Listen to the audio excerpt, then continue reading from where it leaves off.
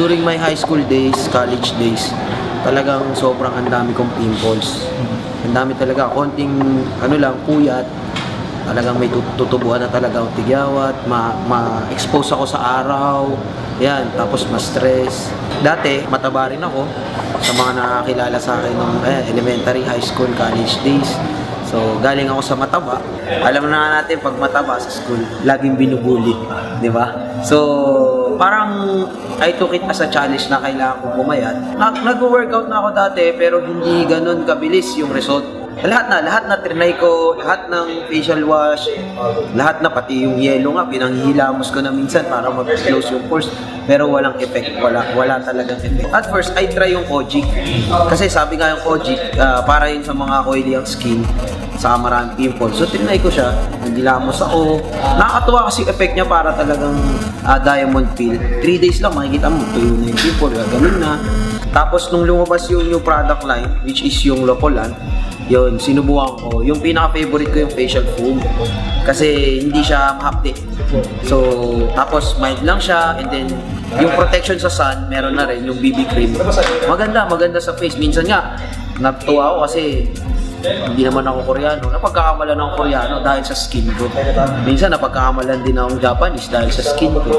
So, kasi nga, di ba, sila yung mga Asian na magaganda talaga yung skin. So, yun yung pinaka-turning point ng paggamit ko ng product. Hanggang sinubukan ko na bawat isa. Sinubukan ko yung Performax, saka yung Spirulina. Nag-workout ako na palabas ko hanggang 4-pack lang. Yun na yung sagad. Pero nung ginamit ko talaga yung products ng Royal, napakabilis. Every morning, every night, mag-iinom ako ng Performax. Nakuha ko yung 6-pack ko. Tapos yung waistline ko, hindi talaga siya bumababa ng 30. Hanggang 30 lang talaga. From 30, naging 28 na lang siya ngayon. Sa Performax naman, iniisip ng iba, para lang sa may partner.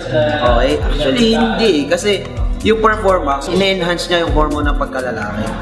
Kasi kagaya natin, as we age, mga lalaki, yung testosterone production is bumababa. Okay? So pag bumababa dyan, yan na yung medyo nahihirapan mo labanan yung stress sa pang-araw-araw. So one time, isa sa mga experiences ko, kasi nga, madalas ako nag-workout, yung over-fatigue. Pag over-fatigue ka kasi, ang hirap matulog. Parang sobrang stress na stress ka. When I used to take Performax, yung tulog ko 8 hours talaga. Hindi siya putol. Tapos kapag natulog ka, may mga times ewan ko kung na-experience nyo, yung pag natulog ka, pag gising mo parang pagod na pagod ka. May mga ganong time Yun yung fatigue So natulog ka na, pag gising mo parang hindi ka nakapahinga. Pero sa Performax, kahit konti lang yung tulog mo pero nag-take ka nun, sobrang sarap ng gising mo, sobrang sarap ng pakiramdam. And syempre yung tinatawag na muscle recovery. Sa pag nag-workout ka, kaya ka nag-workout kasi gusto mo punitin yung muscle mo para mag-repair ulit. Diba? Yung muscle recovery sa Performax, napakabilis. Kung dati, every 2 days ako nag-workout, ngayon, every other day. So, muscle recovery ko, isang araw lang. Kasi kinabukasan, workout ulit. So, napakabilis. Mararamdaman mo talaga yung workout mo, parang bitin ka, yung resting time mo. Pag sinasabing resting time mo, pagbuhat mo, yung pahinga mo, 10 seconds na lang. Ang pahinga ko, 10 seconds na lang. Buhat ulit, saka sunod. So, lumalakas talaga. Lumalakas yung heart, yung endurance mo, pati yung muscle development, mas mabilis. Marirecommend ko yung Performax para sa mga active, sa mga athletes, sa mga bodybuilders, sa mga nag-workout. Napakaganda ng Performax, sobra. Napakaganda kasi pag combine mo yung mga product. Halimbawa ako, kino-combine ko yung Performax, combine ko yung Spirulina. Bakit naman Spirulina? Kasi ang Spirulina, napakataas ng protein yan. Again, it helps sa pag-build ng muscle. Tapos syempre, para mas mabilis ma-flat yung abs mo, mag-fiber-rich ka. Yung fiber-rich, ang ginagawa niya, kine-cleanse niya yung colon mo. So okay lang, train hard, kain ka ng todo, pero dapat may cleansing para hindi bulky yung tiyan.